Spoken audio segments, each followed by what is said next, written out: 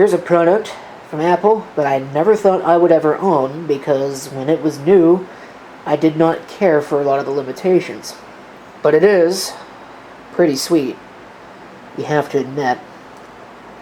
There are USB ports blocked there by this power adapter, but whatever. It's got a headphone jack, that's kind of nice.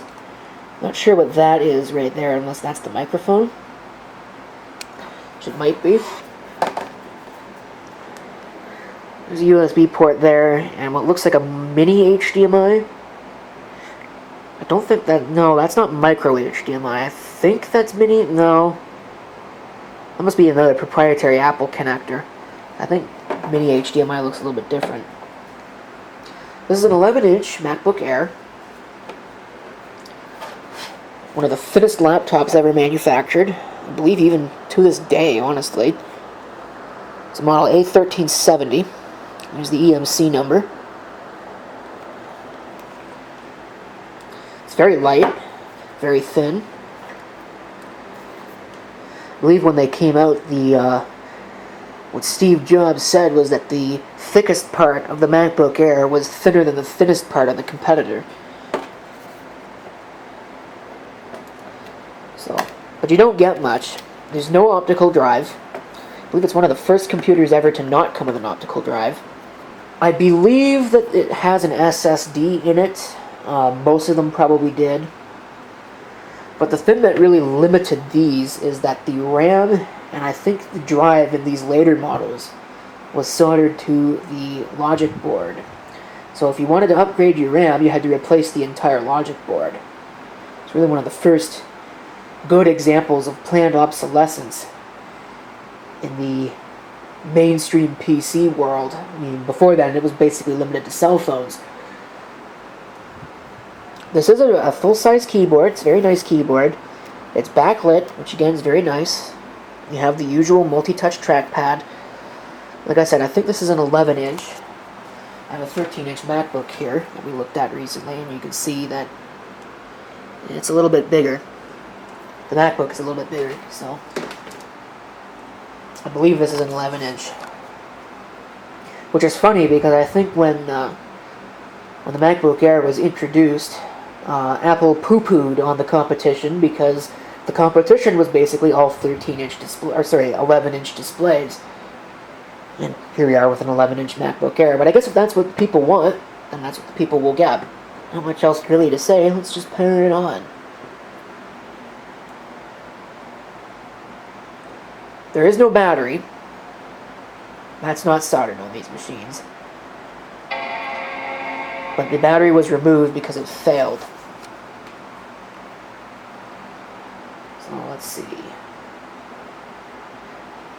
I don't like that the screen went completely blank there, and it just rebooted itself. I haven't used this machine in a long time. It sat on my desk, and then I replaced it with a desktop.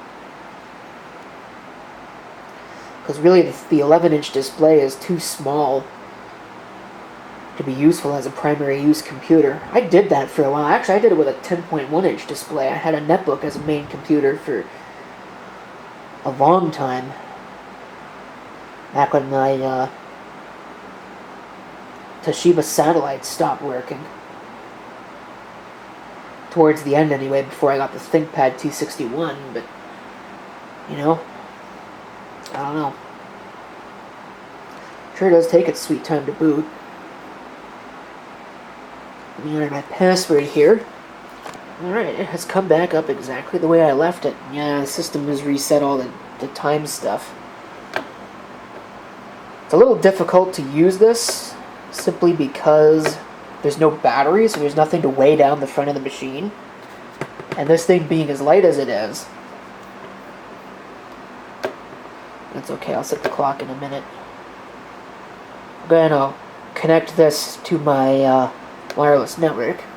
This, I believe, is running, yes, High Sierras. This is the last release that will run on a late 2010 11-inch MacBook Air.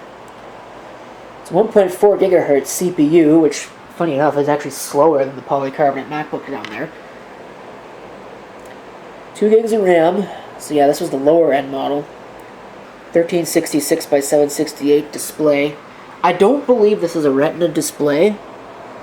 No, this is not a Retina display because I can see the pixels there. I think this predated Retina by a couple of years. 120 gigabytes of flash storage. Notice how it doesn't say anything about memory. I actually just noticed that. There's no RAM option. Come in here and run a system report if I can click on the right thing. Get a little bit more information about it. Obviously there's no ATA. Built-in microphone. I believe, no, this looks like this is actually using an Apple audio chip. So that's new. Previous models used Intel, but of course it's all basically the same thing anyway. It does have Bluetooth. There's the iSight camera up there. There's no card reader. Let's see, power on self-tests, and passed. Cool. There's no Ethernet. There's no FireWire. It is GeForce Video. Still with 256 megabytes of memory. Although I think that can increase depending upon what you're doing. Yeah, here's the memory. Look at that. Upgradable memory? No. It's soldered. I don't think this is NVMe. No, there's no NVMe here. It's an Apple SSD. Again, I believe it's soldered to the board. So it's soldered storage. Sort of like eMMC, but a little bit better in that it's a little bit faster. And of course, USB. They call it a FaceTime camera. Although I'm pretty sure that they were still calling them iSight. Well, maybe not. I thought they were still calling them iSight at this point, but anyway, it is a functional laptop. I have used it to do some things, and there's nothing really wrong with it, per se. It's just that as a main computer, it's not useful, because the screen is too small, but that's not really what the MacBook Air was designed for. I believe this has a backlit keyboard.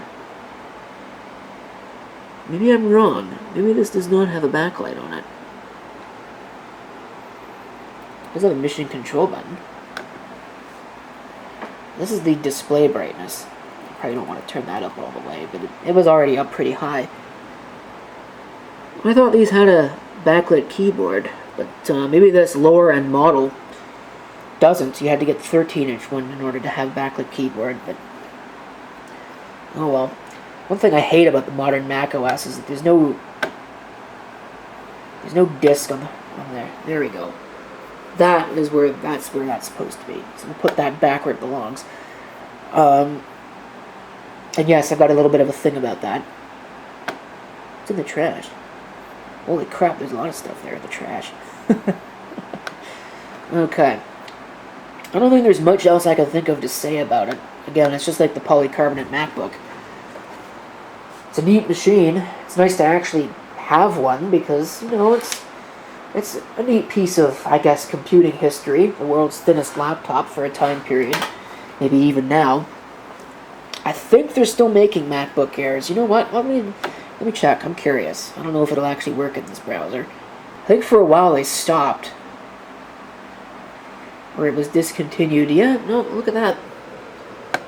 They brought it back.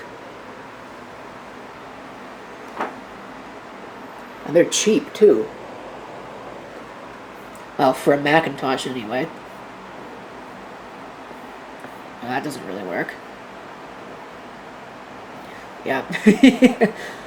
I thought that they had discontinued it. Huh. It just wants me to buy one. I guess it can't figure out that I'm already on a MacBook Air. Whatever. You know what? I'll look it up later. I'll put it in the video description. I don't need to waste any more time. So, and I'll shut the video off. Thanks for watching. And if you have any comments, feel free to leave them below.